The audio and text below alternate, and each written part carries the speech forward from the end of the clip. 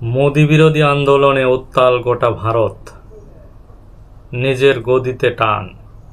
নিজের দেশের অর্থনৈতিক অবস্থা যখন যা ইচ্ছে তাই, ঠিক তখন হঠাৎ করে পাকিস্তানকে দায়ী করে, এই কাশ্মীর ইস্যু নিয়ে পাকিস্তানকে দায়ী করে পাকিস্তানের বিরুদ্ধে হঠাৎ যুদ্ধ ঘোষণা করে এবং সেই পাকিস্তানকে আক্রমণ করে বসে। তখন পাকিস্তান দিশেহারা হয়ে তারাও পাল্টা আক্রমণ করে। এই যুদ্ধ শুরু হয়ে যায় পাকিস্তান এবং ভারতে। এই যুদ্ধে বলা হয়েছে যে ভারতের ব্যাপক ক্ষতি হয়েছে, প্রায় $100 বিলিয়ন, বাংলা টাকায় কনভার্ট করলে 12 লক্ষ কোটি টাকার ক্ষতি হয়েছে ইন্ডিয়াতে। কিন্তু পাকিস্তানের তেমন কোনো ক্ষতি হয়নি।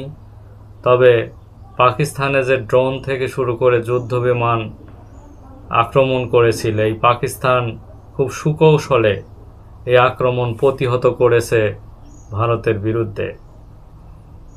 শেষ পর্যন্ত নরেন্দ্র মোদীর এমন অবস্থা যে ছেড়ে দে মা কেঁদে বাসি, এরকম একটা অবস্থাতে যুদ্ধবিরতি করিয়েছে ডোনাল্ড ট্রাম্প। এই অবস্থায় ভারতের কসাইখ্যাত প্রধানমন্ত্রী নরেন্দ্র মোদীর নির্দেশে ভারতীয় বাহিনী বীরের মতো পাকিস্তানে হামলা চালাতে গিয়ে পরিণতি হয় বিড়ালের মতো। হারাতে হয় অপ্রতিরোধ্য রাফায়েল এবং যুদ্ধ বিমান সহ অত্যাধুনিক অস্ত্র। পাকিস্তানের পাল্টা আক্রমণে ভারতের ব্যাপক ক্ষতি হয়েছে। এতে যে কোনো পদক্ষেপ ভারতীয়রা রাস্তায়। এই অবস্থায় ভারতীয়রা দেখল যে বাংলাদেশের যে অর্থনৈতিক পরিস্থিতি চরম বিপাকে পড়েছে, এই কারণে নরেন্দ্র মোদীর বিরুদ্ধে এবং নরেন্দ্র মোদীকে পদত্যাগ করানোর জন্য তারা আন্দোলনে মাঠে নেমেছে। এই সময় তার নিজের গদি বাঁচানো নিয়েই সমস্যায় পড়েছে নরেন্দ্র মোদী, যে কখন তার গদি চলে যায়। সে বন্ধুত্ব করেছে আমাদের বাংলাদেশের সাবেক প্রধানমন্ত্রী ফ্যাসিস্ট হাসিনার সঙ্গে, এবং তার অবস্থা সম্ভবত একই রকম হতে চলেছে, এরকমই একটি খবর প্রকাশ করা হয়েছে।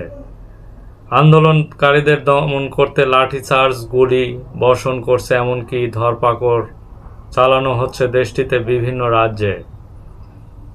এসব আন্দোলনকারীদের আবার ভারতীয় গদি মিডিয়া পাকিস্তান বলে আখ্যায়িত দিচ্ছে, যদিও আন্দোলনকারীরা 90%ই মুসলমান। জানা গেছে মোদির বিরোধী আন্দোলনে রাস্তায় নেমে আসা সাধারণ মানুষকে দাবি যে পাকিস্তানের সাথে ইচ্ছে করে পায়ে পাড়া দিয়ে হঠাৎ যুদ্ধে জড়ানোর কোনো মানেই হয় না। এখন যে ভারতের অর্থনৈতিক অবস্থা, এই অবস্থায় যুদ্ধে জড়ানো কোনো মতেই ঠিক হয়নি বলে আন্দোলনকারীরা বলছে। এখন এই ক্ষতি পুষিয়ে উঠতে ভারতের হিমশিম খাবে। এই কারণে এই ভারতীয়রা চাচ্ছে যে অতি সত্বর এই নরেন্দ্র মোদীকে পদত্যাগ করা হোক, এবং তার গদি নিয়ে এখন টানাটানি পড়েছে। আন্দোলনকারীদের ভাষ্য, দেশের বর্তমান যে রিজার্ভের পরিমাণ তোলানিতে বেকার হয়ে পড়েছে কোটি কোটি যুবক, 3 বেলা খাবার জোটে না, এবং সাধারণ মানুষের এসব নিয়ে কোনো ভাবনা নেই।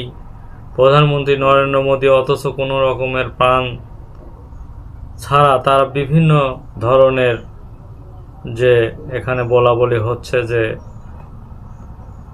3 বেলা খাবারই পাচ্ছে না, কিন্তু তারপর তারা কেন যুদ্ধে জড়িয়ে পড়লে, এবং নরেন্দ্র মোদী অথচ এরকমের প্রমাণ ছাড়া হামলা করে বসলো একটি দেশ, যার প্রতি হামলা ভারতের অর্থনৈতিক অবস্থা এখন আরও বাজে হয়ে উঠেছে।